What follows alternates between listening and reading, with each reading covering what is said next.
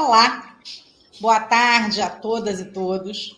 Eu sou Rosiane Rodrigues, pós-doutoranda do programa de pós-graduação em antropologia da Universidade Federal Fluminense.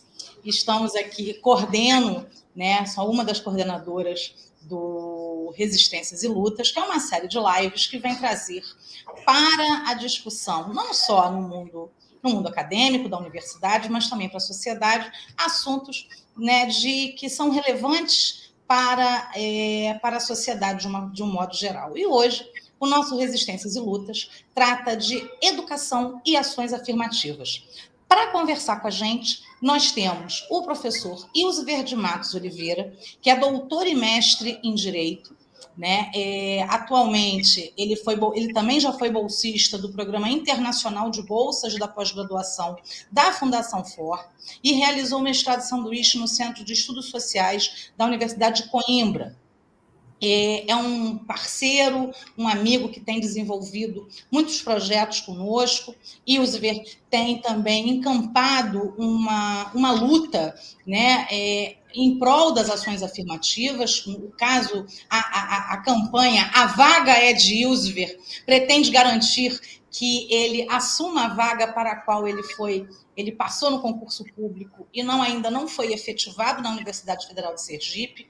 Então, a gente tem acompanhado de perto essa batalha que se tornou uma batalha judicial para que ele possa efetivamente ocupar a cadeira de professor do programa de Direito da Universidade Federal de Sergipe, para a qual ele foi classificado e aprovado, mas por uma questão racial e de racismo religioso, ele ainda não conseguiu ocupar a vaga dele, e ele é muito bem-vindo aqui, viu, professor Ilsver? Um prazer enorme estar aqui com você. E também com o professor Luiz Augusto Campos, que é professor de Sociologia e Ciência Política no Instituto de Estudos Sociais e Políticos da Universidade do Estado do Rio de Janeiro, o IESP-UERJ, e doutor em Sociologia pelo mesmo instituto. O Luiz Augusto Campos é editor-chefe da revista Dados e coordenador de 2 grupos de pesquisa, o Observatório das Ciências Sociais e o Grupo de Estudos Multidisciplinares da Ação Afirmativa. Um prazer enorme estar aqui com você, viu, professor Luiz Augusto?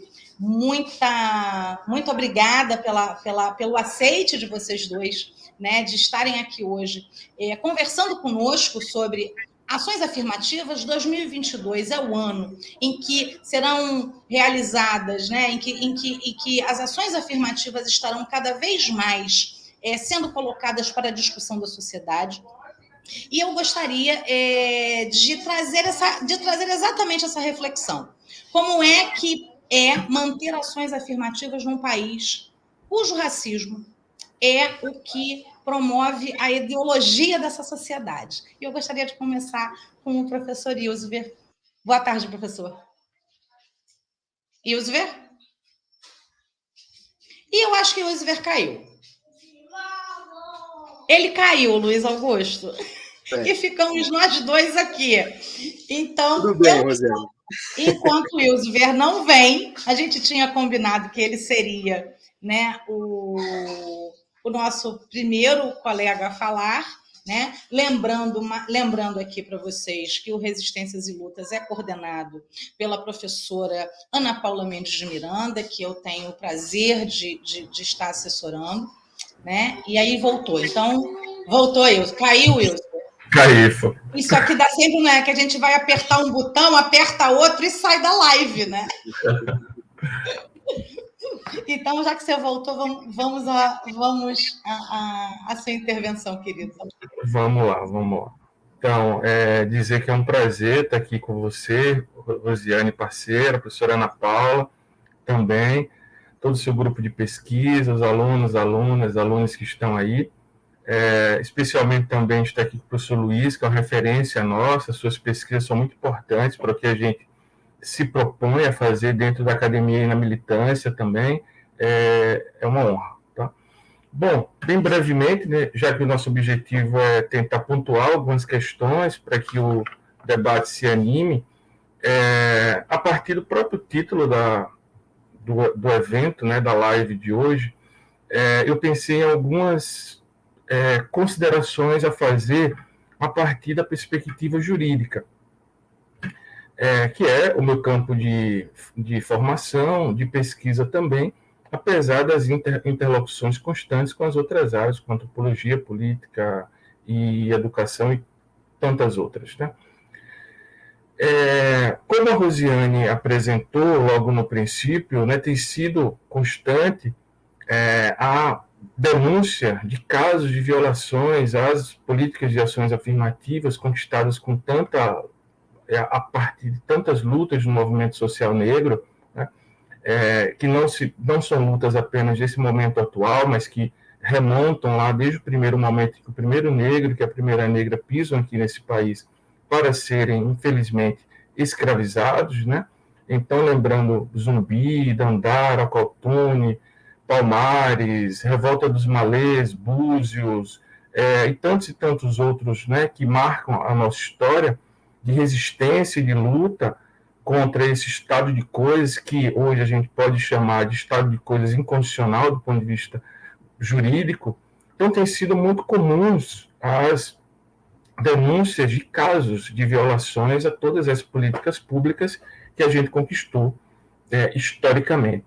No campo da educação, né, falando em universidade pública especificamente, tanto estaduais quanto federais, né, tem sido marcantes as denúncias, inclusive uma campanha ampla feita através do Twitter, que acabou gerando a atuação de órgãos de fiscalização, tanto externos, a partir do Ministério Público Federal, quanto internos das próprias instituições, expuseram, né, utilizando essa técnica da exposição, as pessoas que violaram as políticas públicas de acesso à população negra, indígena, nas universidades, né, apontando que aquelas pessoas deveriam ser investigadas e suas vagas deveriam ser destinadas aos efetivos destinatários da política pública. Mas não só. Além dessa política pública, né, estabelecida por lei e confirmada no Supremo Tribunal Federal, através de ação de controle de constitucionalidade, que confirmou que a política de cotas para ingresso nas universidades, na graduação, são constitucionais, e todo o processo que gerou também a sua adoção com resistência até hoje, na pós-graduação, ainda tivemos e temos o problema da aplicabilidade da lei de acesso a professores e professoras negros ao espaço da universidade enquanto docentes. Então, tanto a Lei 12.711 quanto a 12.990 seguem, né, tendo imensas formas de usurpação, né, ou de burla, que tanto vem da sociedade, a partir dos sujeitos que, não sendo negros, né, se afirmam enquanto negros para se beneficiar da política pública para as quais eles não são os destinatários, né, além da própria administração pública, a universidade, outros órgãos públicos, ao não adotarem as normas que estabelecem a reserva de vagas, ao criar uma série de empecilhos administrativos e processuais para a sua aplicabilidade, né, e ao burlar mesmo, né. Então, são vários casos. O meu caso é apenas um deles, né? O caso do professor Ilso eu, né, que faço concurso em 2019 na Universidade Federal de Sergipe para o curso de Direito, sou o único candidato negro aprovado num concurso seletivo, num processo seletivo muito complexo, que exigia o conhecimento de todas as áreas de direito, desde o direito público até o direito privado, e que escolheu a sistemática do sorteio para destinar a vaga reservada para negro nesse processo. E acabou que, posteriormente, né, durante o andamento desse edital, quase 2 anos se passam, a Universidade da Posse, a 10 aprovados brancos, e não aplica a política de cota e não dá posse a nenhum candidato negro, sendo que eu sou o único aprovado negro pelas cotas nesse processo seletivo, né? Mas o caso do professor Adeilton Dias, da Universidade Federal do Ceará, que está há 4 anos lutando para tomar posse. O caso do professor Tedson Souza, que é aprovado, mas não empossado na Federal do Tocantins, o caso da servidora da Federal de Pernambuco, que foi retirada do seu cargo, e tantos e tantos outros apontam para a gente um problema grave, né, que exige de nós pensar sobre resistências e lutas. E aí, a partir do direito, eu queria debater com vocês o que seria uma possibilidade, né, de construção de um direito chamado direito de resistência. E aí, né, utilizando o referencial teórico jurídico especificamente, a gente consegue compreender hoje, né, apesar do seu debate ainda ser um debate muito incipiente no nosso país, que o direito de resistência ele é considerado, dentro do campo jurídico, um direito fundamental, mas é um direito fundamental atípico. E ele é atípico porque ele, segundo a sua conceituação, não precisa de outorga pelo Estado para que seja exercido. A segunda característica desse direito, além de ser atípico, é que ele se trata de um direito fundamental secundário, ou seja, é um direito que é sinônimo de defesa, é um sinônimo de garantia, ou seja, é um direito que deve ser manejado toda vez que o outro direito anterior a ele, como vida, liberdade, igualdade, não discriminação, estejam sendo, de alguma forma, violados pelos agentes públicos, né?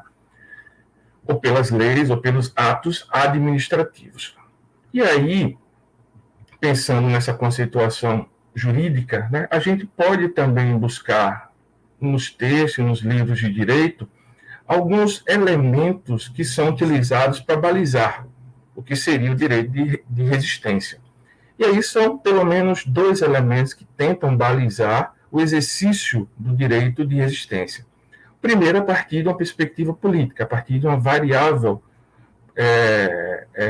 política, que permite que os sujeitos sociais, os integrantes da sociedade, imponham ao Estado a recusa de se cumprir uma obrigação jurídica, seja por razões jurídicas, por razões políticas, ou por razões morais, históricas ou quaisquer outras. E uma outra variável que tem um componente jurídico, né, ou seja, do Estado contra o próprio Estado, que seria representada pelo enfrentamento que os próprios agentes do Estado podem fazer, sejam por ação ou por omissão, ou seja, fazendo ou deixando de fazer um ato injusto, seja por conta das normas jurídicas que são injustas, seja por conta do regime político que é injusto, seja por conta da ação de terceiros que é injusta, né? Mas abriria-se a possibilidade de que os próprios agentes públicos fizessem isso. Inclusive, há esta previsão no ordenamento jurídico brasileiro de que um administrador, por exemplo, um governador, exerce esse tipo de, que eles chamam de controle de constitucionalidade prévio, é prévio porque não está dentro do Supremo Tribunal Federal, né?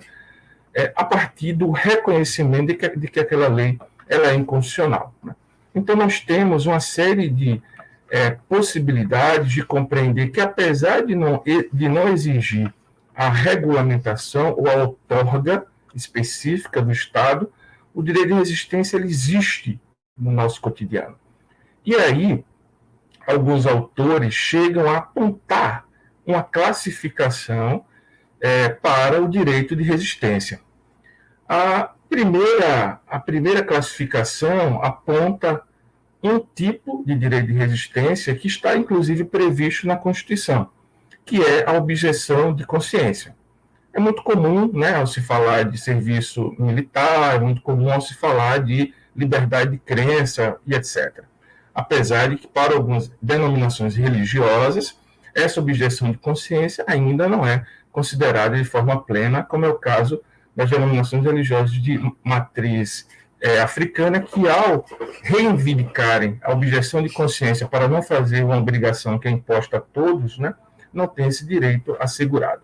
Mas a objeção de consciência é isso, né? Deixar de fazer algo que é obrigado a todos por uma questão de consciência, de filosofia, de religião e etc. Está previsto, inclusive, na Constituição. A segunda classificação de direito de resistência seria a greve. a própria greve está prevista também na Constituição. É um elemento, talvez um dos mais clássicos, né, de resistência. O terceiro seria a autodeterminação dos povos, que também está lá na Constituição. A Constituição, no artigo 4, inciso 3, fala que esse é um dos princípios basilares da República Federativa do Brasil. O quarto seria o direito à revolução. E aí talvez seja isso que contém dentro do nosso ordenamento jurídico a maior parte das restrições, das contenções para o seu exercício. Porque apesar de ser reconhecido, ele não é permitido ser feito a partir do uso de armas, né? Mas, na verdade, eu queria falar sobre um que eu considero que é atinente ao tema que a gente está trabalhando aqui hoje, que é o quinto elemento, ou quinto tipo de direito de resistência, que é a desobediência civil, que não está prevista explicitamente em nenhum regulamento nacional, mas que pode ser indiretamente identificado em alguns dos dispositivos que falam sobre a reação pública à atuação do próprio Estado, como é o caso do artigo 5º, parágrafo 2º, como é o caso de vários outros dispositivos que mostram que entre o princípio da proporcionalidade, da solidariedade, quando o descumprimento do pacto coletivo feito com o Estado, ele é descumprido em nome de privilégios ou outros tipos de razões, né? Cabe ao direito da sociedade de desobedecer. Mas a desobediência civil, ela não retira a possibilidade de punições. E parece, né, que esse conceito criado e debatido dentro do direito, ele não compreende aquela visão primeira que a gente falou, da variável jurídica, de compreender que dentro do próprio Estado é possível haver desobediência civil. Eu falei que um próprio governador pode negar a aplicação de uma lei que ele considera inconstitucional, ou qualquer outro gestor público pode fazer isso, porque preservaria a sua probidade, né, perante a sociedade, né? Mas só que parece, né, que o direito não debate sobre a desobediência civil a partir de uma outra perspectiva, a não ser da ação dos próprios sujeitos individuais ou coletivos fora da estrutura do próprio Estado. Então, é um primeiro ponto que a gente precisa debater. Tanto a possibilidade de punição pela desobediência civil, quanto a possibilidade de que o próprio Estado, através de seus agentes, pode ser um agente da desobediência civil. E aí é que, pensando no tema educação e ações afirmativas, eu queria, em homenagem a algum, propor 7 lutas de desobediência civil no tema educação e ações afirmativas. Primeiro, refletindo que o que nós temos, na minha concepção hoje, né, construído juridicamente e em forma de regulamentação sobre as políticas de cotas nas universidades e nos concursos públicos, quando se trata de fiscalização, né, dessas políticas públicas, segue majoritariamente aquilo que alguns autores chamam de uma hermenêutica jurídica da branquitude. É um conjunto de regulamentações recheada do medo de contrariar a sociedade branca racista brasileira. E aí eu penso que, sob esse aspecto, né, a partir da hermenêutica jurídica da branquitude, essas 7 possibilidades de luta e de resistência a partir da desobediência civil podem ser encampadas pelos próprios sujeitos sociais, mas também por aqueles que estão dentro da própria estrutura do Estado, que também, na minha concepção, têm direito de desobediência. A primeira luta é a luta sobre como que na legislação a composição das comissões está posta. A composição das comissões nas regulamentações, né, que vieram a partir da Lei 2.990, a Portaria 04 de 2018, a Instrução Normativa número 3 de 2016, colocaram a diversidade racial, de gênero, de região, né, como obrigatoriedades, como dever ser dentro da composição da comissão. Mas, por conta disso, a gente tem identificado em uma série de universidades e concursos públicos uma verdadeira deturpação da lógica que tanto o Supremo Tribunal Federal, quanto o Movimento Social Negro, como diversos outros setores, como ministérios públicos estaduais, que estão um pouco mais próximos da sociedade do que o federal, né, apontaram como normativas básicas para a atuação dessas comissões, quando se fala de composição, que seriam a maioria de participantes advindos do movimento negro. Então, quando a gente percebe que em várias universidades o movimento negro possui uma vaga, quando muito, 2 vagas, né?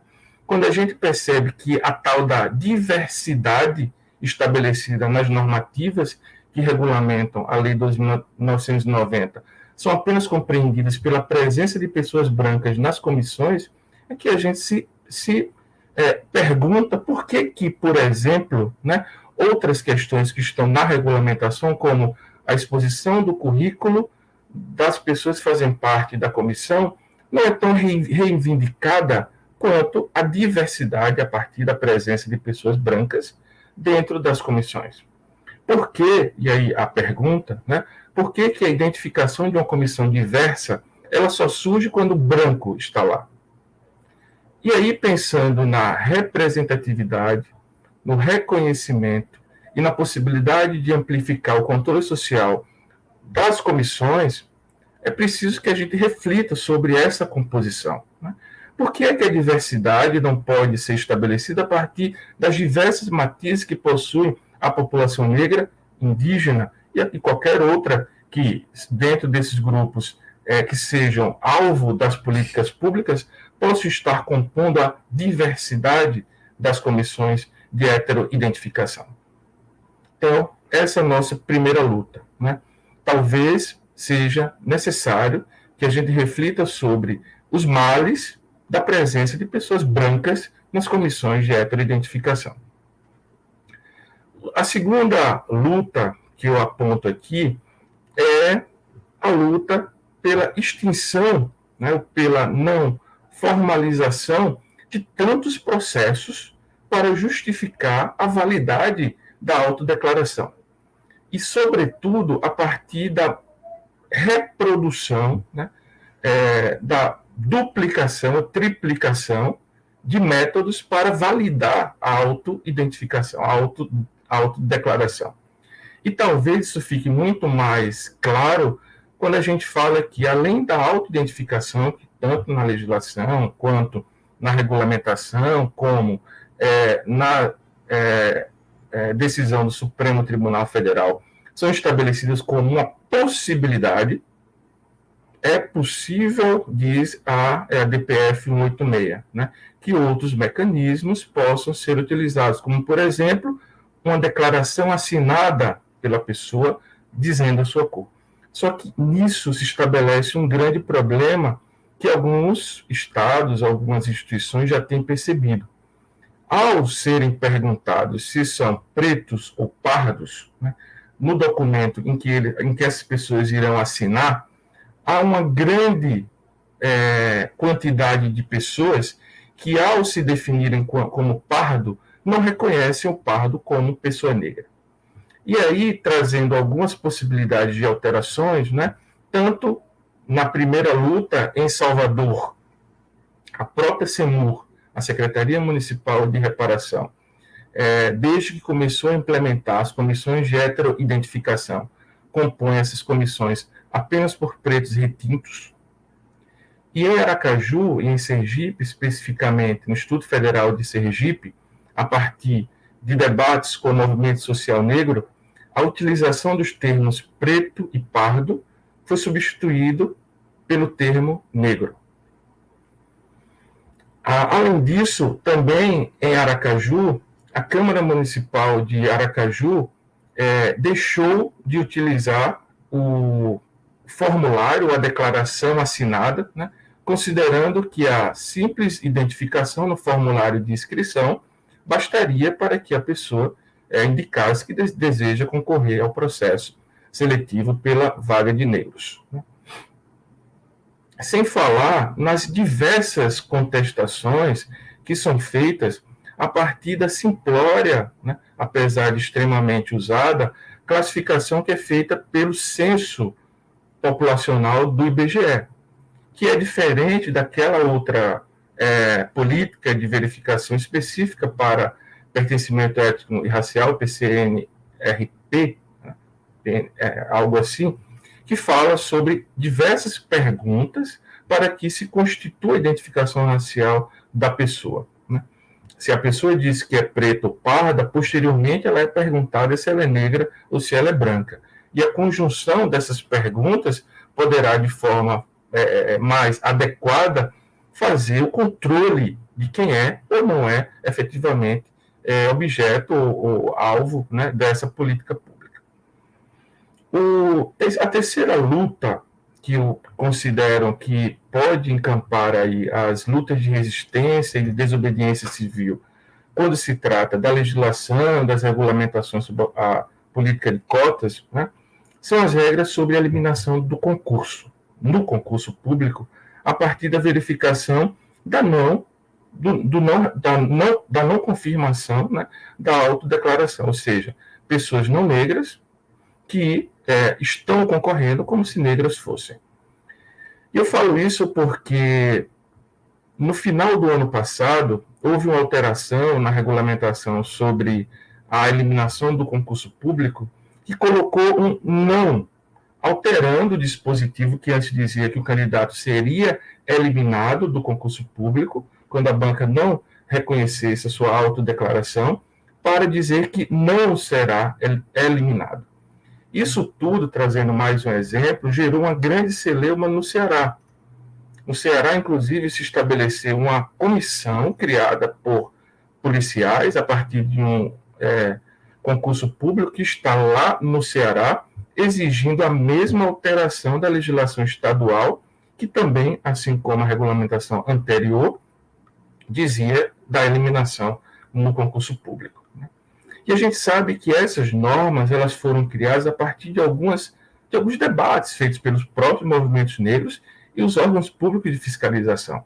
Então, há pareceres, né, a pedido do Ministério Público Federal, a partir da Controladoria Geral da União, que apontam o elemento de pedagogia, né, o elemento pedagógico que é você eliminar do concurso público um pretenso servidor público que já no ingresso na função pública ou no desejo de ingressar na função pública,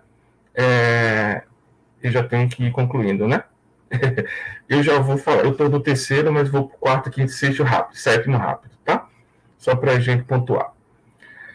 Bom, então esse é um outro ponto, né? Eu acho que a gente tem que disputar, né? A gente tem que entrar nessa luta sobre a retomada do debate sobre a eliminação no concurso público das pessoas que não são consideradas negras enquanto elemento pedagógico da política pública. O quarto elemento é a existência de uma banca recursal. Que função cumpre uma banca recursal diante do fato de que movimento negro, sociedade civil, pesquisadores que trabalham com políticas de ações afirmativas reconhecem a soberania da banca, né? Nos parece que duas possibilidades se colocam aí do ponto de vista jurídico. A primeira delas primeiro, a nomenclatura. Será que uma banca recursal não poderia ser substituída por uma banca de reconsideração? Ou a própria banca que deu o parecer, por ser soberana, assim como o Supremo Tribunal Federal que recebe de forma como única e última instância todas as contestações relacionadas à constitucionalidade. Só o Supremo Tribunal Federal pode refazer as suas próprias decisões anteriores. Por que uma banca inicial de um processo seletivo ela tem menor valia do que a banca recursal? Se não há, inclusive, nas recomendações, aliás, nas avaliações de constitucionalidade, essa informação, né? Se fala sobre garantir o contraditório e a ampla defesa, mas não se fala em formar uma banca recursal. Contraditório e ampla defesa são regras básicas do processo administrativo, então o candidato pode fazer seus recursos administrativamente para o órgão público ou ir buscar a justiça, né?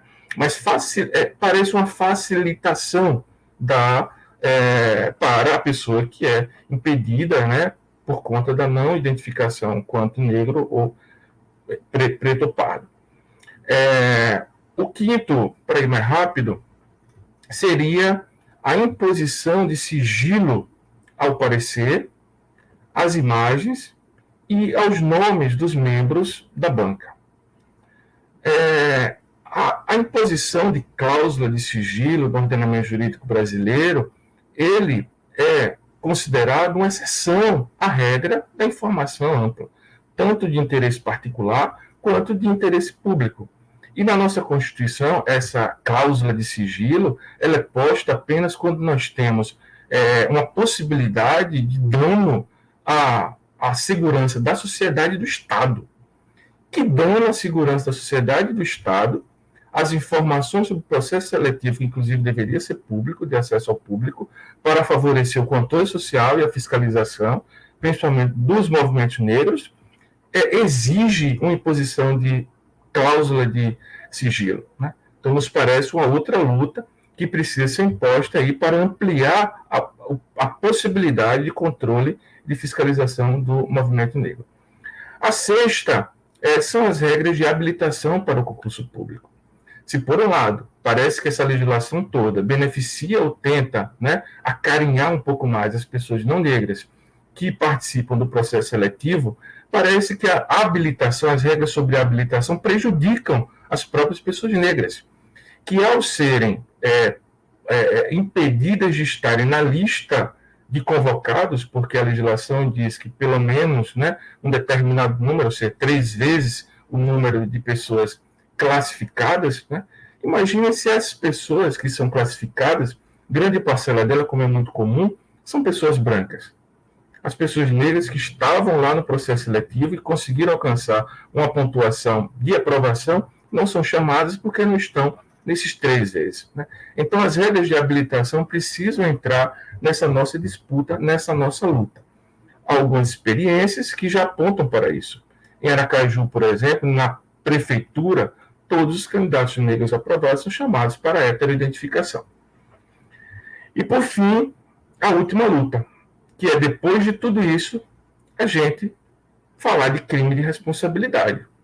Parece que os órgãos de controle, especialmente o Ministério Público Federal, que é quem, na nossa legislação, é o responsável pela impetração de ações de crime de responsabilidade, apesar de todas as contestações que existem a essa alteração, inclusive em fevereiro agora o Supremo disse que não só o Ministério Público Federal pode entrar com ações de responsabilidade, mas as próprias instituições públicas que foram, né, que sofreram com a improbidade, poderiam.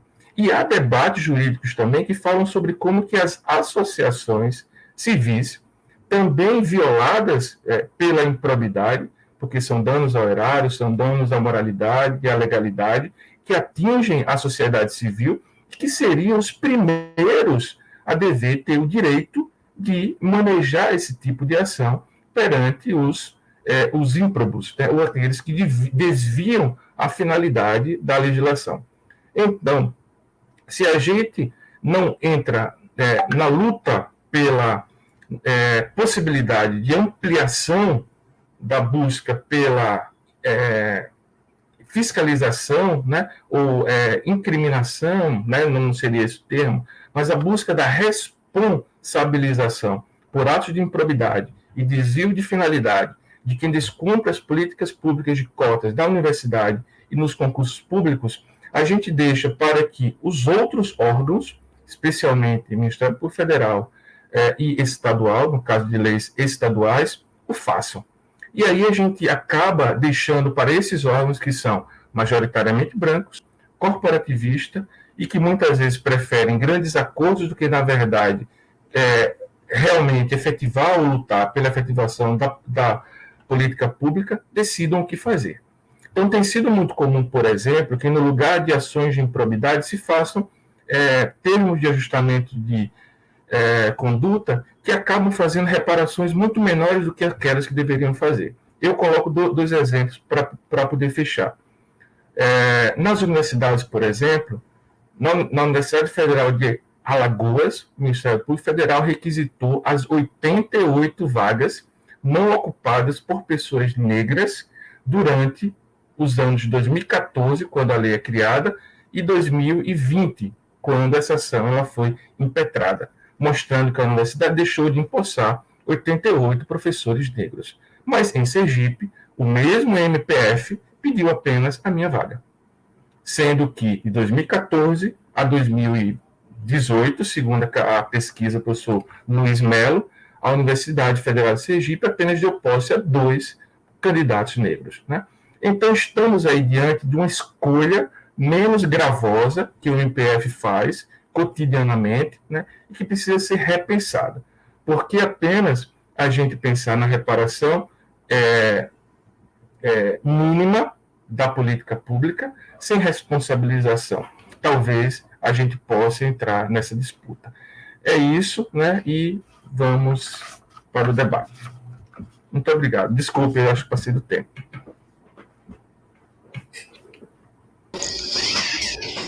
Nós te agradecemos, Ilzuver, muito obrigada. Assim, você trouxe um panorama bastante amplo de como caminham as ações, né? As ações das ações afirmativas, e te agradeço muitíssimo a sua presença.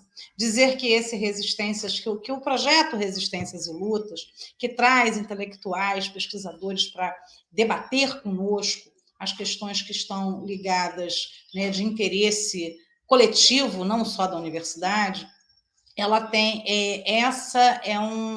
também uma atividade das disciplinas ministradas pela professora Ana Paula Mendes de Miranda, a disciplina Antropologia e Educação, que é ministrada para a graduação em Antropologia da Universidade Federal Fluminense, e também para a disciplina Relações de Poder e Movimentos Identitários, que é a disciplina ofertada pela professora Ana Paula também na pós-graduação da UF.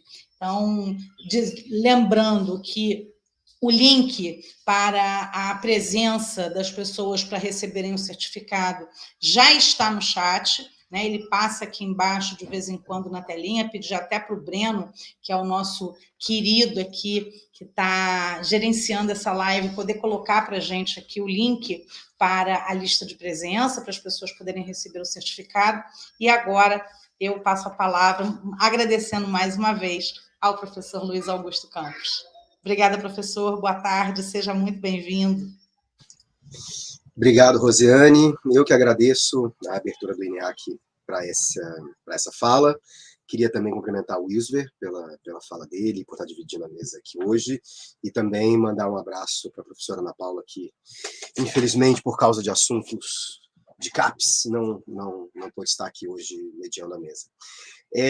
O que eu pensei em discutir um pouco aqui com vocês hoje é trazer alguns dados sobre a história recente das ações afirmativas, especificamente das cotas no ensino superior brasileiro, e já ensaiar, mostrar alguns dados mais recentes sobre seus impactos, sobre seus resultados no ensino superior.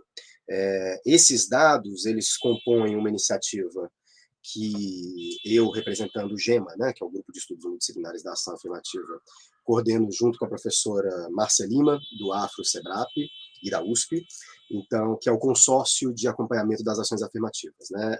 A gente vai discutir isso com mais calma, mas, como a Rosiane mencionou, o ano de 2022 é um ano particularmente delicado para o destino das cotas. A lei que cria cotas nas universidades federais e que foi aprovada em 2012, estabelecia uma revisão dessa política para 2022. A gente vai discutir calmamente o que quer dizer essa revisão, mas o fato é que nada para que essa revisão fosse feita, nenhuma pesquisa foi organizada nesse sentido. Então, a sociedade civil, com o apoio de algumas instituições, decidiu constituir, digamos assim, consórcios de pesquisa para levantar esses dados. O consórcio de acompanhamento da ação afirmativa, o CA22, que é o consórcio que eu coordeno com a Márcia, é uma dessas iniciativas. Desse consórcio fazem parte vários grupos de pesquisa de várias instituições diferentes, e a gente está buscando produzir esse diagnóstico sobre os seus impactos.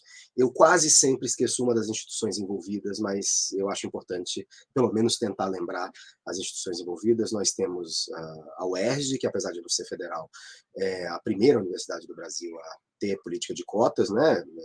A minha universidade também.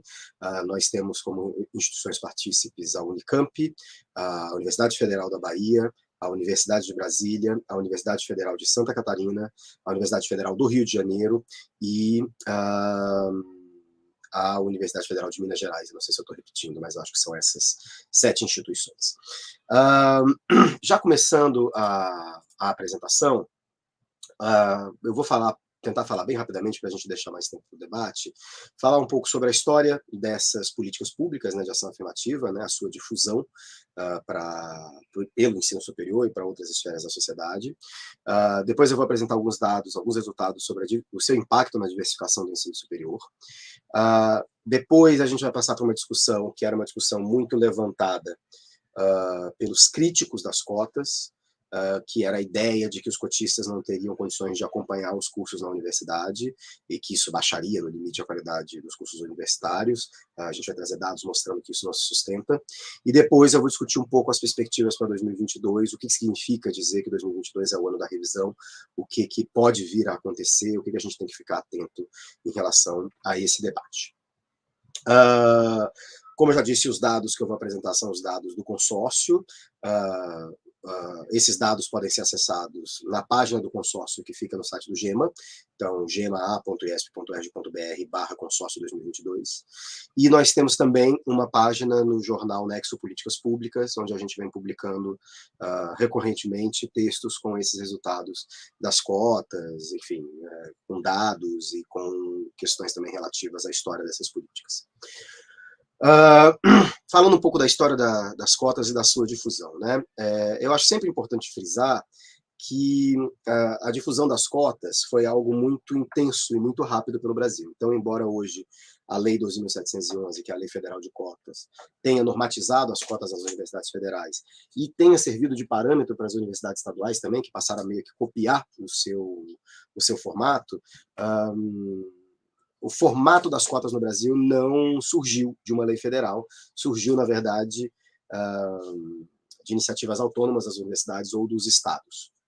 Então, se a gente fosse fazer uma linha do tempo, depois eu vou fazer mesmo uma linha do tempo sobre a difusão dessas políticas, a gente tem alguns marcos, né? O primeiro marco é 2002, a rigor é 2001, né? Na verdade, em 2000 foram criadas cotas socioeconômicas para estudantes da Universidade do Estado do Rio de Janeiro, estudantes oriundos de escola pública, e em 2001 foram criadas as cotas raciais, mas elas só foram aplicadas em 2002 na UERJ e na UENF, cotas para estudantes de escola pública, baixa renda e raciais, pretos e pardos, nas universidades do Estado do Rio de Janeiro. Em 2005, você tem a criação de uma política de ação afirmativa que é bastante ousada, e que teve resultados muito fortes, mas que a gente fala muito pouco, que na verdade são os bônus para as bolsas do ProUni e o financiamento do FIES. Então, os estudantes que buscam vagas em instituições privadas de ensino superior e que acessam o financiamento estudantil ou que ganham uma bolsa do ProUni, de acordo com o seu perfil socioeconômico, ou seja, declaração racial e classe de origem, eles sobem na fila, né? Isso teve efeitos importantes na diversificação do ensino superior privado também. Em 2012, você tem um marco importante da lei de cotas, né, sobre a qual eu já falei.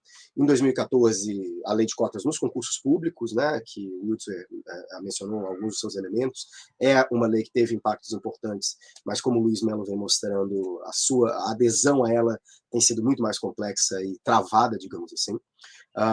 E em 2020, a gente teve a criação de princípios para a distribuição de recursos de campanha para candidaturas de negros e negras nas eleições, né? Essa é uma ação afirmativa que foi criada em 2020, foi aplicada em 2020, mas foi recentemente, entre aspas, perdoada pelo Congresso. Então, na verdade, não valeu. Ela vai valer a primeira vez para esse ano, que é bastante absurdo, enfim, não sei como é que está essa discussão no STF, mas o fato é que houve uma criação de uma regra nesse sentido no âmbito do TSE. E 2022 será um outro marco, porque a gente tem aí a revisão, entre aspas, de novo, da lei de cotas, sobre a qual eu vou deixar para falar mais no final. Nessa linha do tempo, a gente vê um pouco a evolução da aplicação de cotas, e eu gosto de dividir essa história em mais ou menos 3 fases. Uma primeira fase que abrange de 2002 a 2007, que a gente pode chamar de uma fase experimental, né? Ou seja, universidades passam a criar autonomamente ou por conta das decisões de assembleias legislativas dos estados, políticas de ação afirmativa de diferentes perfis, para diferentes grupos beneficiários, sendo que em 2007 a gente já tem 40 universidades, instituições de ensino superior no Brasil, com algum tipo de ação afirmativa nesse sentido.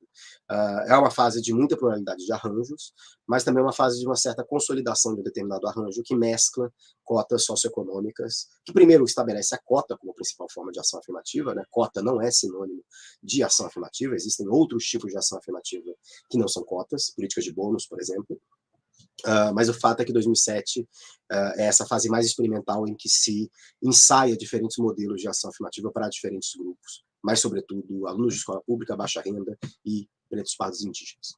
Uma segunda fase começa em 2008 e vai mais ou menos até 2011, e é a fase do Reúne, né? Então, do plano de expansão das universidades federais, que é um plano que, embora não tenha obrigado as universidades a adotarem ações afirmativas, ele tinha incentivos para que as universidades o fizessem. Então, é um plano que dedicava mais recursos para universidades que apresentavam um plano de ação afirmativa, o que levou uma grande adesão a políticas de cotas por parte, sobretudo, das universidades federais, fazendo com que em 2011 a gente tivesse 66 universidades adotando algum tipo de ação afirmativa. Essa é a fase que a gente pode chamar de fase dos incentivos, em que mais ou menos esse modelo de cotas que a gente tem hoje vai se consolidando.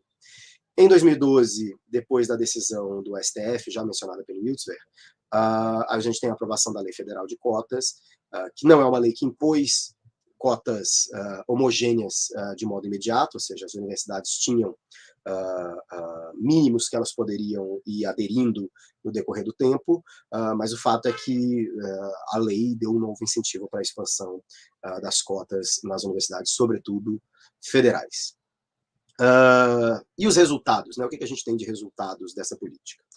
Em geral, as pessoas acham que levantar esses resultados é fácil. Então, volta e meia, eu recebo e-mail, telefonema de jornalistas ou mesmo de colegas pesquisadores perguntando assim, quantos cotistas tem na universidade? Né? A rigor, a gente não tem esse dado não existe. Isso tem a ver com o fato de que o Brasil conta com boas bases de dados educacionais, mas essas bases de dados não conversam muito entre si.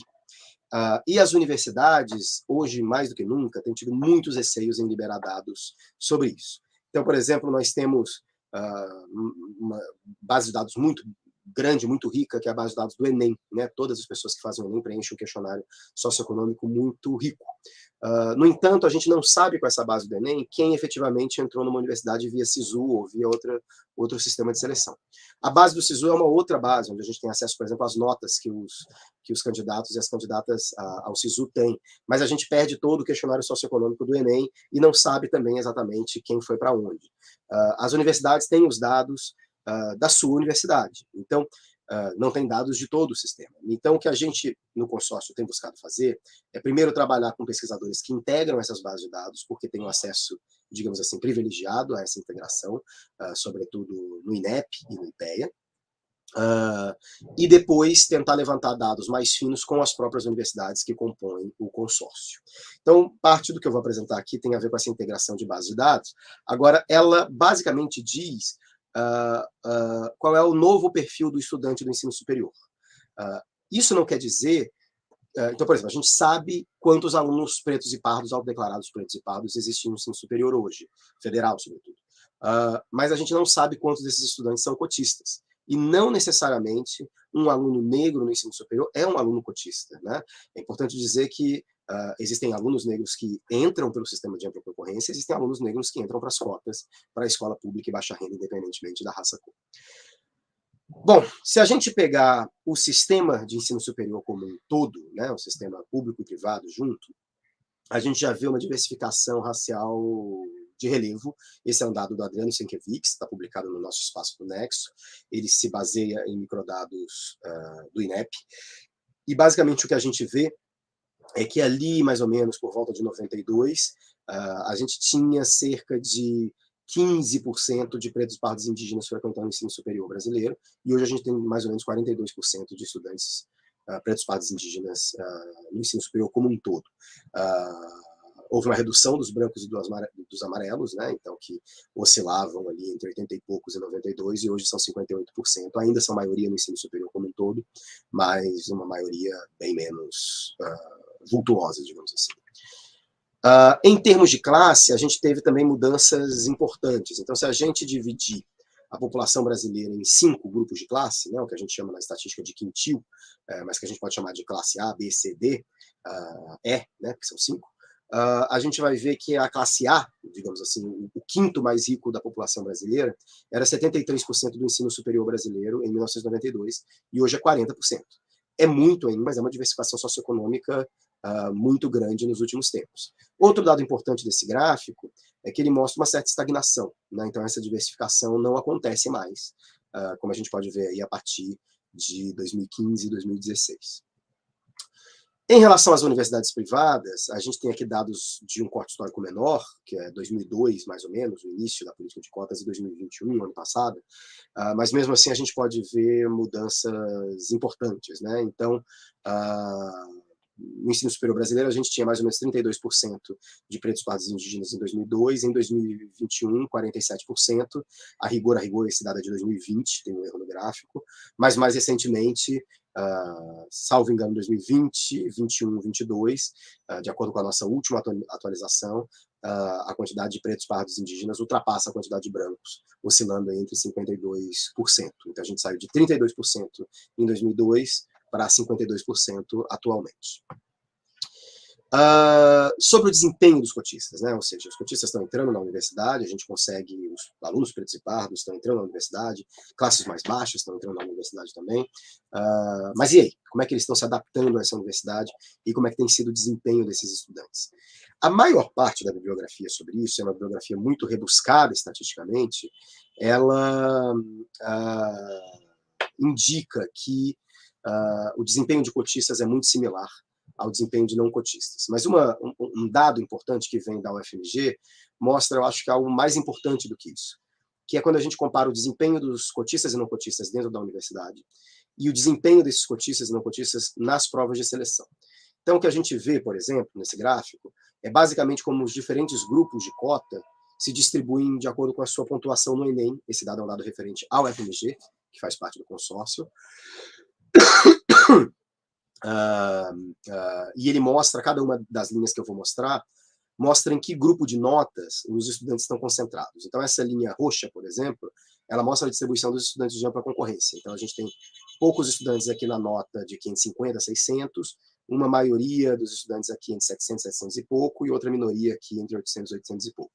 Se a gente pegar os estudantes cotistas de escola pública, independentemente da renda e da raça, a gente vai ver que eles têm notas um pouco piores, mas muito parecidas do que as notas da ampla concorrência. Se a gente pegar, por exemplo, só estudantes pretos, pardos e indígenas, a gente vai ver que eles têm notas também um pouco piores, mas muito próximas ainda, mesma coisa em relação à baixa renda e mesma coisa em relação à cota para baixa renda, estudante de escola pública e preto, pardo e indígena.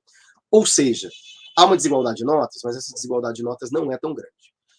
Ainda assim, se a gente comparar a nota de cada um desses grupos no seu desempenho dentro da universidade, isso daqui é Enem, isso daqui é na entrada, digamos assim, na porta de entrada. Quando a gente vai fazer esse gráfico para dentro da universidade, a gente vê que essas curvas se sobrepõem quase perfeitamente. O que isso quer dizer? Isso quer dizer que as desigualdades de desempenho no Enem não se transmitem para o desempenho dentro da universidade, ou seja, esse argumento de que cotistas e não cotistas teriam grandes diferenças de notas ou de desempenho dentro da universidade não se sustenta. Bom, e o futuro? O que a gente tem que ficar ligado aí para os próximos meses e talvez anos, né? Acho que o primeiro ponto é a revisão da lei de cotas. E aqui é importante frisar o seguinte: quando a lei de cotas foi aprovada, se previu uma revisão enquanto conjunto de pesquisas de avaliação das cotas raciais e socioeconômicas no ensino superior. Não há, isso é importante ficar claro, nenhum condicionante de revisão, revogação ou expiração da lei. Então, se nada foi feito, e é preciso dizer que nada vem sendo feito nesse sentido pelo governo federal, as cotas estão automaticamente renovadas. Não, o artigo 7º, que estabelece a revisão da lei, não estabelece que ela vai expirar ou que ela vai acabar se nada for feito. Ela basicamente diz: o governo terá que organizar uma revisão no sentido de uma pesquisa, de uma avaliação dessa política. Em 2016, houve uma mudança legislativa que tirou do governo essa incumbência. Então, basicamente, o artigo 7 ficou mais genérico ainda. Deverá ser feita uma revisão dessa política. Não se sabe se é o governo federal, não se sabe se é a sociedade civil, e menos ainda quais serão as decorrências disso. As cotas nos concursos públicos têm uma validade pré-determinada. Elas nitidamente estabelecem que a partir de 2024, se nada for feito, se a lei não for renovada, ela está cancelada. As cotas no ensino superior, não. Isso não quer dizer que a gente não vá lidar com movimentos de resistência em relação a essa política. Então, existe uma interpretação consolidada no senso comum em alguns setores políticos de que a lei de cotas, de que revisão quer dizer expiração.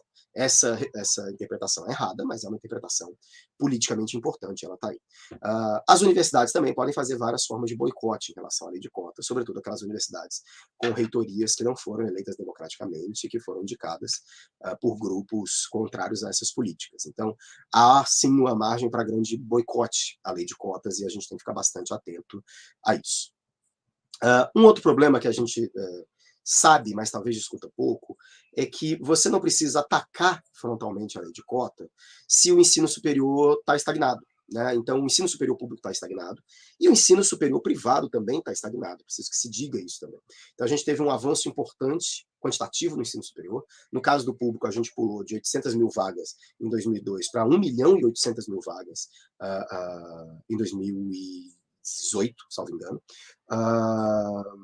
É um avanço mais que dobrou o sistema, mas hoje ele está estagnado. Ou seja, você não precisa atacar as cotas para impedir que elas funcionem bem. Você ataca o próprio sistema de ensino superior.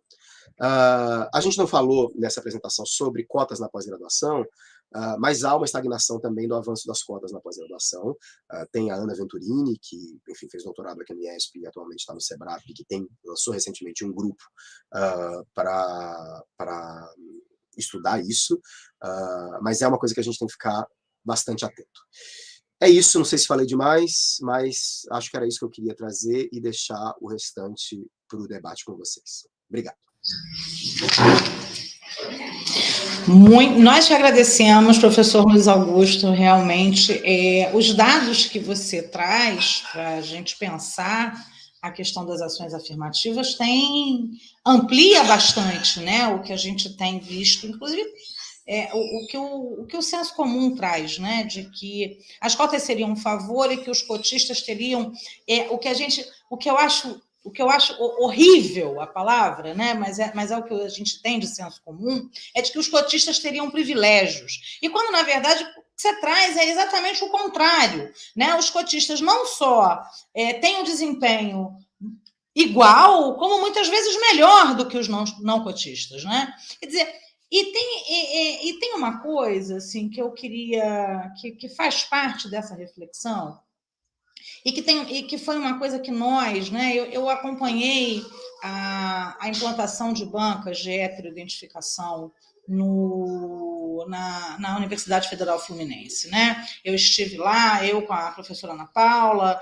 o professor Rolfo de Souza, e uma das coisas que nós percebemos, né, é que, inclusive, o próprio Iago Menezes, que está aqui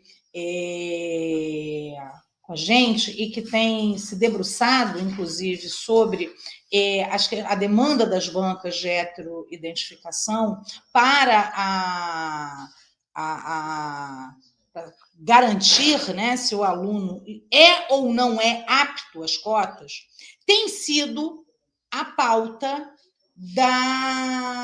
dos fundamentalistas, das pessoas da ultradireita, né, por conta a judicialização que se dá a partir das bancas de heteroidentificação tem sido a chave da ultradireita para atacar as cotas, né? Eu acho que tem uma coisa que traz aqui, que corrobora, né, o que eu, Ana Paula e o Rolf temos dito já há algum tempo, é que a política pública de cotas é uma política pública vitoriosa, né? É uma das políticas públicas mais eficazes que o Estado brasileiro promove, né?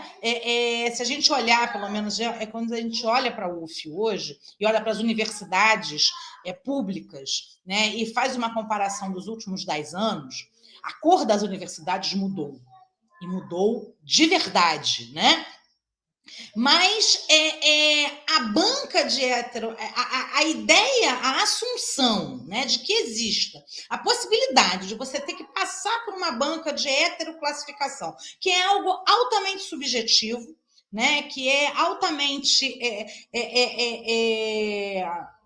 que é um critério, que é uma coisa que não é possível ter critérios, até porque os critérios a gente teria que voltar à frenologia, né? A gente teria que retroceder, né, para dizer que... Então, assim, como é que você tem visto essa questão das bancas de heteroidentificação, dos conflitos disso, e como é que você tem pensado isso nas suas pesquisas? E essa é uma pergunta, e assim, é uma pergunta para você, Luiz, mas obviamente que a gente vai começar aqui pelo Ilsever, né? Para a gente trazer o Ilsever para esse debate, porque eu acho que isso é uma coisa importante de refletir, porque me parece uma dificultação, né? Uma criação de dificuldades para que, né, principalmente na graduação, né, porque você tem uma juventude, as pessoas que entram na universidade não têm necessariamente nenhuma reflexão sobre o seu pertencimento étnico-racial, né? São meninos de 17, 18, 19, 20 anos, ou seja, como é que vocês têm percebido isso? E aí eu começo pelo Ilsever. Obrigada. Por mim... Então, eu acredito que demorou muito para a gente poder debater as bancas de heteroidentificação, né? E eu acho que isso também é um resultado da negação da possibilidade de a gente fazer essa inclusão dentro das universidades, que apesar desse dado que você aponta aí, né, que os números mostram, né, poderia ser muito maior, né? Porque as fraudes, as cotas, elas ainda seguem acontecendo, e por uma série de fatores que envolvem também as próprias universidades que reagem, né? Principalmente nesse momento atual, em que várias dessas universidades, como a caso de Sergipe, Ceará e várias outras, né, estão impregnadas de um conjunto de lideranças de direita que estão tomando conta da universidade e das pautas sobre essas políticas públicas dentro da própria universidade, fazendo reestruturações administrativas, impedindo que atores importantes, como é o caso dos núcleos de estudos afro, possam fazer parte dessas comissões. O caso de Sergipe é bastante grave, que a federal está indo nesse caminho, impedindo a participação do núcleo de estudos afro-brasileiros e indígenas da comissão de heteroidentificação, né? Imaginem vocês. E que mostra também, né, como que ela é sempre reativa e reage agressivamente, né? Eu tenho pensado muito sobre a forma, óbvio que eu falo a partir de a menor estado do Nordeste brasileiro, que tem a única universidade federal, uma universidade federal, né, em que as coisas são um pouco, talvez, ou bastante diferentes da realidade de vocês aí no Rio, né? Mas aqui esse debate ele só veio ao público por conta dos movimentos sociais, que provocaram a universidade e tiveram acolhimento do MPF por conta da sorte, né, de se ter dentro do Ministério Público Federal uma procuradora que considerou essa pauta como uma pauta legítima, que ela levaria à frente, né? E a universidade ela sempre reagia a essas movimentações.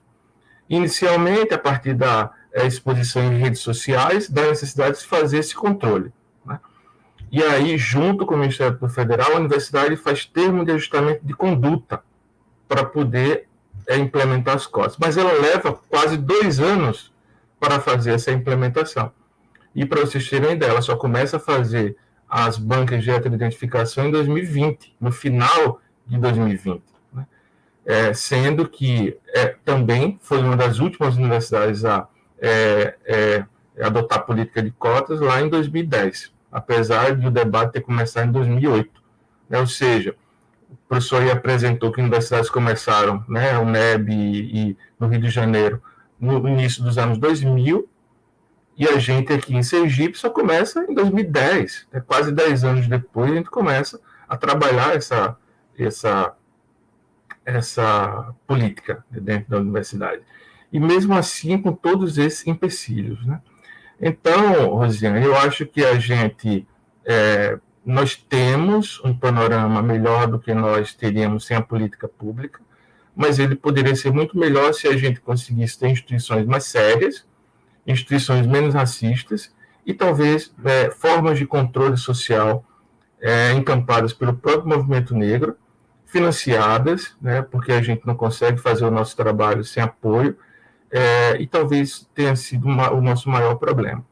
As pessoas negras do Nordeste são maioria. Sergipe é o terceiro estado, aliás, o quarto estado mais negro do Nordeste, com 80%, apesar da sua população preta ser de 5%, e ainda é um estado onde a consideração para as lutas sociais negras, políticas públicas e, inclusive, a própria e única universidade sua ainda tem vários ranços, né, sobre a presença e a participação das pessoas negras no seu espaço. Apesar de, inclusive, ter o seu primeiro reitor negro, né? Em 56 anos de história, a Federal Sergipe hoje tem o seu primeiro reitor negro, que é um baiano, não é um sergipano, mas que não tem feito tanta diferença assim. Aliás, não tem feito diferença alguma nesse aspecto. Bom, eu vou... A Rosiane pediu para emendar aqui direto. Eu acho assim, primeiro, Rosiane, você me faz uma pergunta, sendo você uma grande especialista em comissões, eu não sou um grande especialista em comissões, e do lado do Yutzler, que também tem uma reflexão muito mais avançada do que eu sobre isso. Rosiane, Ana Paula e Rolf tem um texto que eu acho que eu não sou uma pessoa que desperdice elogios, talvez seja uma das reflexões mais ponderadas sobre as comissões de heteroidentificação racial, baseado sobretudo na experiência da UF, que é uma das únicas universidades que mantém alguma transparência em relação às comissões. Então, eu vou falar as minhas opiniões, mas deixando claro que as minhas pesquisas sobre ação afirmativa param nas comissões. E param nas comissões pelos motivos que você expôs, Rosiane, pelos motivos também que, de certo modo, aparecem um pouco na fala do Yutzler. Eu acho que a gente tem controvérsias aí com raios muito diferentes. Então, a gente sabe que a universidade no Brasil foi muito resistente às cotas. Então, as cotas avançaram na universidade por pressão dos movimentos sociais e por pressão de grupos internos à universidade, mas a resistência no ensino superior às cotas e às políticas afirmativas ainda hoje é muito grande. A gente sabe que o debate público brasileiro, embora hoje seja mais simpático às ações afirmativas, não é um debate de promoção de ações afirmativas. As ações afirmativas foram aceitas, se tornaram mais toleradas. O que isso quer dizer? Isso quer dizer que isso torna a comissão, ou as comissões de heteroidentificação, uma coisa muito delicada. Embora eu ache que as comissões são um controle importante do funcionamento da política, eu concordo com você, Rosiane, de que elas muitas vezes são usadas, e o Yutzler também trouxe vários exemplos disso, como um mecanismo de sabotagem da própria política. Então, eu acho que a gente tem que ir buscar um equilíbrio entre critérios tolerantes de funcionamento da comissão e de definição racial. A gente vive num país continental com múltiplas definições do que são pretos e pardos. Todos os dados estatísticos que nós temos mostram que, a despeito das diferentes classificações, pardos têm dados muito similares, quando não iguais a pretos, e muito distantes dos dados estatísticos dos brancos e dos amarelos. Então, eu acho que a gente tem que ter comissões com critérios de seleção tolerantes, justamente porque nunca vai haver uma definição objetiva do que é raça. A ação afirmativa é uma política importante porque ela topa utilizar uma construção social como critério. Agora, como cientistas sociais, a gente sabe que as construções sociais são fluidas, mutantes. Então, assim, raça existe porque racismo existe. não porque existiria uma diferença biológica.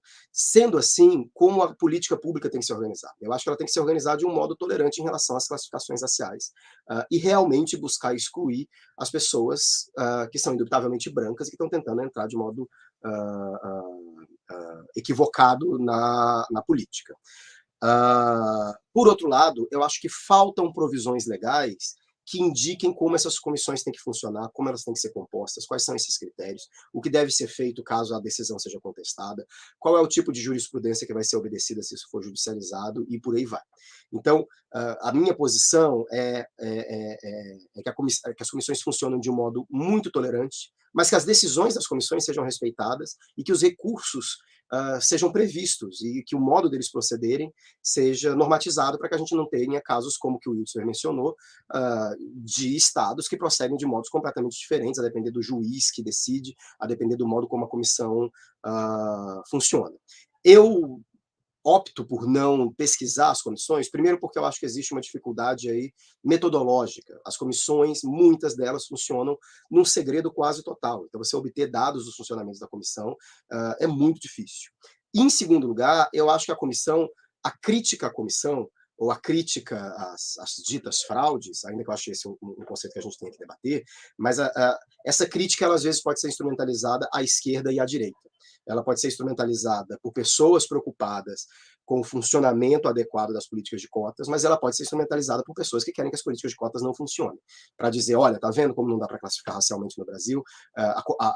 O erro da comissão, ele é prova de que a gente tem que acabar com a cota. Então, eu acho que a gente tem que sempre lidar com esse enquadramento delicado. Mas é isso, é um tema sobre o qual, por questões políticas, metodológicas e pessoais, eu falo sempre com mais cautela.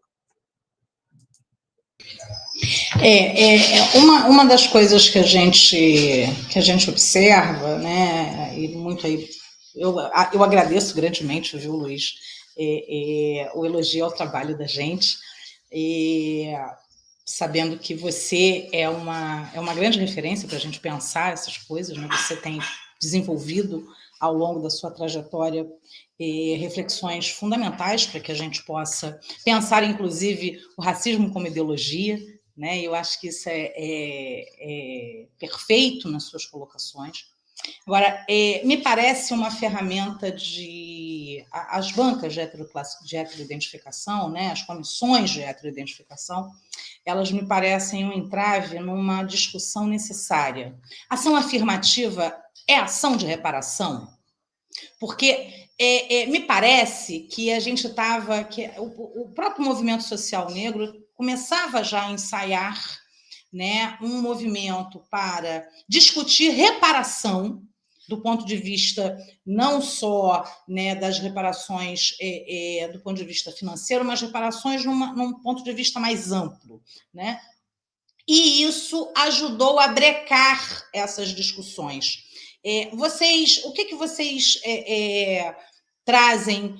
Isso é uma percepção correta? A gente tem uma correta, né, no sentido de que a gente tem, olhando para o campo, a gente vai percebendo um retrocesso e uma dificuldade para avançar realmente com políticas reparatórias, né? E uma das questões que eu acho que é importante da gente traçar, né, alguns comentários aqui do nosso chat, a Andréia, ela está aqui perguntando para o professor Luiz Augusto que nos dados que você trouxe, Luiz, você não sei se você teve essa oportunidade, né? Que seria olhar quais são os cursos com maior e menor presença de negros e pardos, né? De pretos e pardos. Se você teria esses dados para apresentar para a gente. Bom, obrigado, Andréia. A gente tem esses dados, a gente já publicou alguns textos no consórcio sobre isso, e o que existe, infelizmente, é o fato de que os alunos pretos e pardos e alunos de classes baixas estão ainda concentrados nos cursos menos concorridos e menos prestigiados. Então, quando a gente observa cursos de maior prestígio social, cursos mais concorridos nas seleções, a gente ainda observa uma predominância muito grande de brancos. Isso não aparece nos dados agregados, porque quase sempre os cursos de maior prestígio são os cursos com menos matrículas. Então, numa universidade, por exemplo, quando você soma os cursos de medicina, engenharia, né, direito, eles têm um número de matrículas relativamente bem menor do que cursos de pedagogia, ciências sociais, enfim, serviço social, esses cursos menos concorridos, digamos assim. Mas existe uma grande desigualdade nesse sentido. Uma questão que fica é por que existe essa desigualdade. A gente sabe que as universidades têm mecanismos de boicote implícito das cotas, e os institutos e as graduações também. Um desses mecanismos são as notas de corte. Então, embora a gente tenha hoje a predominância do Enem e do SISU como sistema unificado de seleção, as universidades podem não apenas não aderir completamente ao SISU, ou seja, manter alguma quantidade de vaga, ou até todas as vagas, por outros sistemas, e as universidades podem estabelecer notas de corte e pesos para as provas. O Adriano Sienkiewicz deve publicar nas próximas semanas um texto no nosso Espaço do Nexo sobre isso, e o que ele mostra, observando só as universidades federais, é que você tem, por exemplo, medicina ainda com uma preponderância muito grande de brancos, pouquíssimos participados. Em segundo lugar, até para minha curiosidade, relações internacionais. E aí eu acho que tem um elemento que não é só a nota de corte. É, por exemplo, o peso, e isso vai ter um impacto, por exemplo, na discussão sobre pós-graduação, mas o peso que se dá, muitas vezes, para as provas de língua estrangeira, leia-se em inglês. Isso eu acho um mecanismo particularmente cruel e antimeritocrático de seleção. Porque você coloca uma prova de inglês, e a gente sabe que o inglês é assim, você pode fazer anos de curso e falar mal, e você pode passar alguns meses no exterior e aprender a falar e escrever bem. Então, o desempenho no inglês é um desempenho muito marcado pela origem de classe e pela descrição racial. Então, existem sim cursos que conseguem manipular isso para ter uma menor adesão às cotas, e eu acho que em algum momento, talvez no momento futuro mais propício a esse tipo de debate, a gente tem que avançar em como evitar que isso aconteça. Obrigada, Luiz. Ilsver, reparação, ação afirmativa, como é que a gente entra nos cursos que sabotam, né? De várias maneiras, a gente ainda não acessa. Eu estava, semana passada, falando com um amigo que ele trabalha no Ministério Federal de Goiás. E aí ele me falava sobre a experiência dele enquanto um assessor, né, lá no Ministério Federal, no controle do trabalho das bancas de heteroidentificação. Né? Os ministérios públicos federais, eles hoje têm uma série de regulamentações que falam sobre a importância do trabalho do Ministério Federal no controle das políticas de cotas. Né? O Conselho Nacional do Ministério Público fala sobre isso. Inclusive, fala que é função do MPF identificar os casos de improbidade mesmo. E entrar com ações de improbidade contra reitores, chefes de departamento, governadores, etc., que não estejam efetivamente decumprindo as políticas de cotas. E tanto por improbidade quanto por desvio de finalidade das próprias leis. Né? Mas ele me falava uma coisa muito interessante, é que logo lá em 2020, quando estouraram as denúncias sobre pessoas brancas ocupando as vagas de pessoas negras da Universidade Federal de Goiás, eles, né, desenvolveram um grande procedimento para identificar realmente quem era, que entrou burlando a política de cotas, sendo branco, e quem entrou como pessoa de escola pública, né, com baixo acesso à educação e etc., né, pelo critério de renda e de escola pública. Conseguiram fazer todo esse levantamento, separaram as pessoas que efetivamente fraudaram a política de cotas, só que a procuradora resolveu fazer um acordo com essas pessoas. E essas pessoas, então, passaram a prestar serviços para instituições públicas. Se era do curso de medicina, iria passar tantos anos prestando serviço no hospital universitário. Se era do curso de direito, iria passar tantos anos prestando serviço. Né? de modo que o trabalho que deveria ser de controlar a efetividade dessa política se tornou uma negociação entre iguais. Procuradores brancos, alunos brancos, que burlam as cotas, mas que têm empatias entre si. Né? Essa questão da empatia na decisão do sistema de justiça é algo que é estudado há bastante tempo. Né? Filosofia experimental aí do professor Noel Struckner, daí da PUC do Rio, tem vários estudos que apontam sobre isso, como que a empatia é um elemento importante nas decisões. Né? E, sem sombra de dúvida, enquanto a gente não estiver nesses espaços, como é o caso de Salvador, que tem uma concepção bem distinta de que tipo de política eles querem efetivamente aplicar na cidade, né, a gente vai passar por essas questões. Né? Enquanto a gente não tiver... nesse ponto de vista, eu prefiro ser radical, sabe? Eu acho que a gente precisa ter pessoas negras comandando as políticas de reparação. Eu acho que a gente precisa ter pessoas negras decidindo quem é negro e quem não é. Eu acho que a gente precisa ter pessoas negras nesse espaço em que nossas políticas estão em jogo. Né?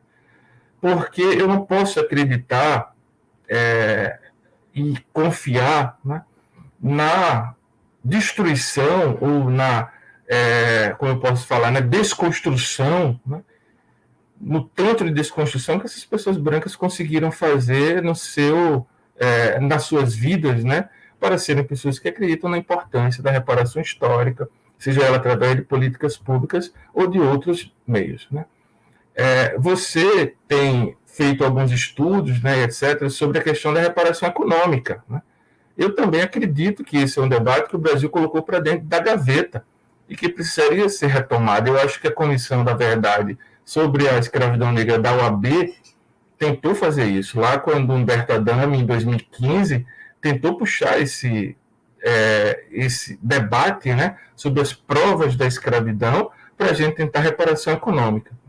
Inclusive mobilizando o próprio Ministério Público Federal em todos os estados para pensar sobre isso.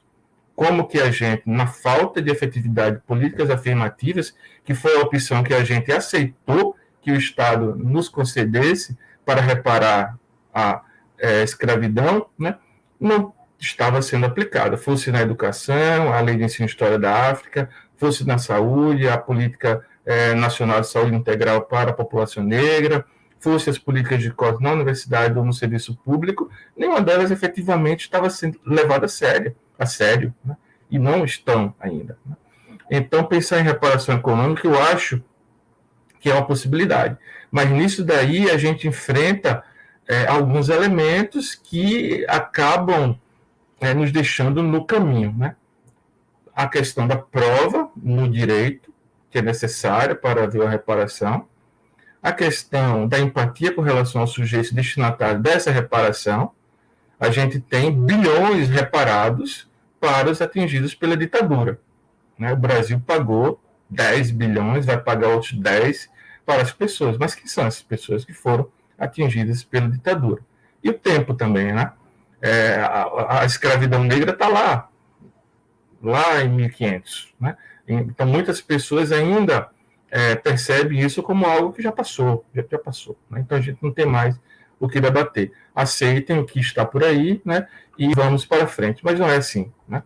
Por isso que eu acho que é muito oportuna, né, a proposta desse seminário de pensar nessas estratégias que a gente precisa manejar para incrementar, para incomodar, né, essas instituições que querem, na verdade, fazer grandes acórdãos, porque eles foram treinados para fazer acórdãos. A gente não. Porque se a gente faz algum acordo, a navalha vem por trás de nós, né? E nos atinge. Né? Eu não confio em um acordo. Eu sou metade alagoana. A professora Ana Paula é descendente de alagoanos e sabe disso. A gente não confia em ninguém. Por isso que não tem ninguém atrás de mim aqui hoje. Né?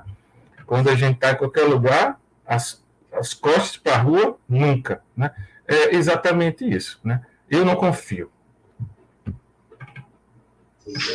Bom, a gente já está aqui caminhando para o final do nosso seminário. Eu, particularmente, ficaria aqui a tarde inteira conversando, porque acho que vocês trazem questões assim que eu estou com a cabeça fervilhando, mas a gente vai precisar terminar, não tem jeito, né? E aí, eu queria, na verdade, assim, nós estamos diante de um governo nazifascista, destruindo a ciência e a educação nesse país, né? Não, nunca na história desse país a gente teve ataques tão consideráveis e sistemáticos à prática da ciência e, fundamentalmente, à educação, e fundamentalmente a uma educação crítica, de qualidade, né? A gente está vendo aí a militarização das escolas, a gente está vendo aí a ideia de uma educação domiciliar, a gente está vendo aí discussões que vão na contramão, né, e promovem retrocessos assim profundos no que a gente tem pensado e no que o mundo tem colocado como desafios e avanços, né, para a dimensão da formação educacional e, fundamentalmente, para a inserção de negros na vida acadêmica, né, e na graduação, na pós-graduação.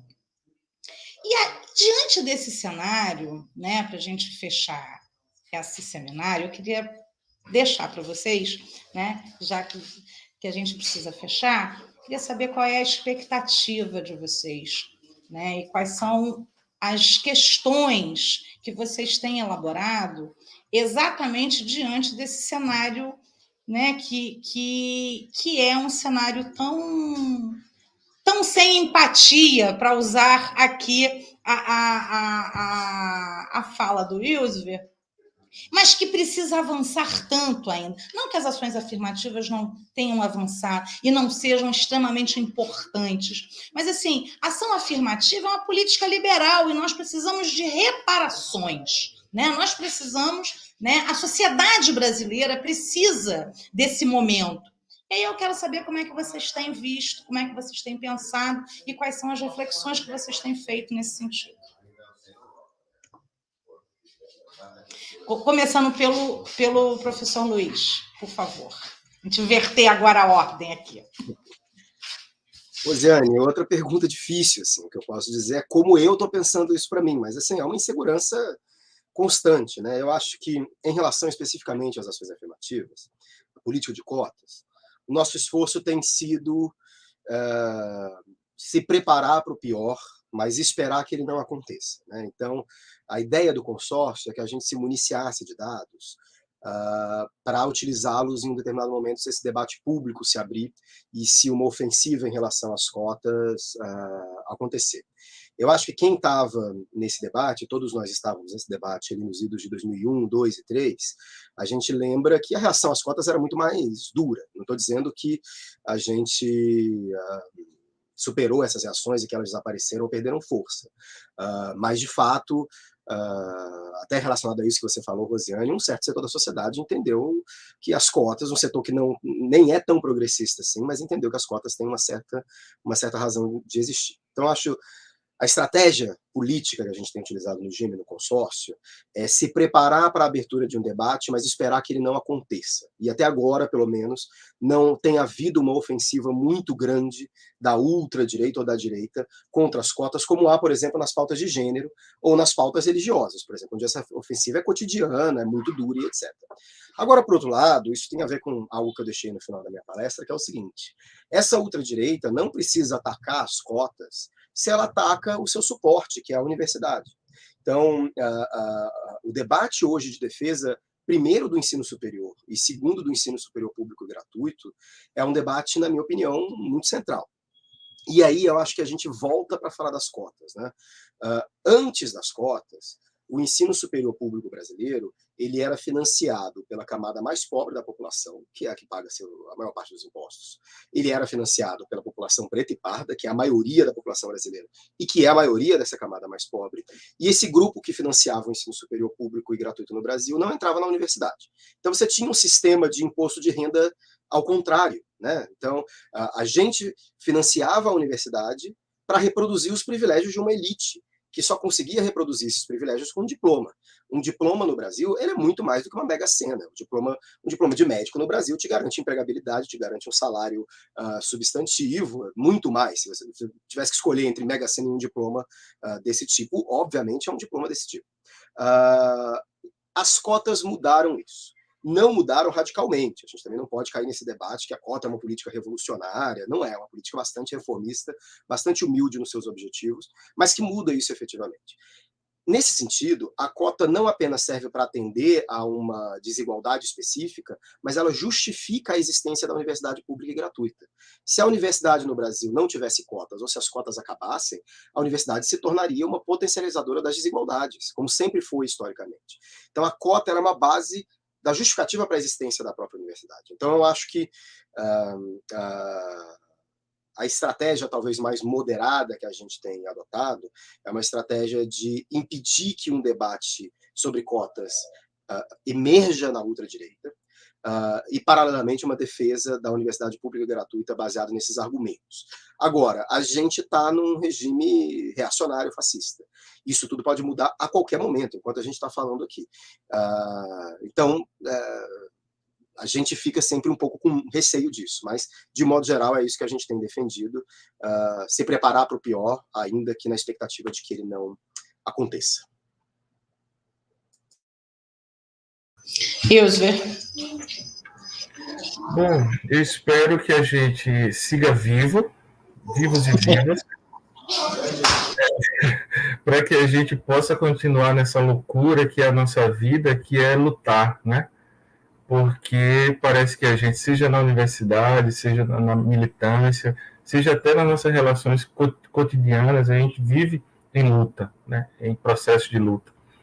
E eu acho que, mas principalmente, né, que nos próximos anos, com a transformação desse governo, que a gente não acha que seja uma panaceia, mas que é necessária agora, nesse momento, a gente possa ter um movimento social negro mais considerado. Se a gente teve alguma espécie de consideração lá em 2003, com a criação da CEPI, né, e de uma estrutura legal e jurídica que pudesse nos dar um pouco mais de dignidade e nos fornecesse as possibilidades de, em casos como esse, resistir, né? Em algum momento ali a gente falhou, porque as existências do próprio movimento negro hoje estão bastante mitigadas. Então, espero que a gente possa, nos próximos anos, ter movimentos mais fortes, movimentos mais próximos, né, de realmente a possibilidade de transformar através dessas pautas as suas vidas. Né? Mas é isso, é utopia, né? A gente vive disso. Obrigado mais uma vez, Luziane, professora Ana Paula, ENEAC. Um prazer, professor Luiz, conhecê-lo e ver o seu trabalho. Bom, gente, eu que agradeço grandemente, né? Eu aqui, a professora Ana Paula Mendes de Miranda, que está acompanhando a gente aqui pelo YouTube, pelo chat, né? Pelas redes sociais, mas que está, né? A Ana Paula, que é a vice-coordenadora diária da área de antropologia e arqueologia, está no fechamento das avaliações da CAPES, né? Que tem sido ali uma trincheira de luta, né? E luta nunca foi, né? Luta sempre foi verbo, né, para todos nós. E estar aqui hoje com vocês é reafirmar isso. E eu agradeço grandemente. Muito obrigada. Uma honra, viu, Luiz Augusto? Uma honra, Ilsver, sempre estar com vocês. Muito obrigada. E nós ficamos por aqui. Um beijo. Muito obrigada, queridos.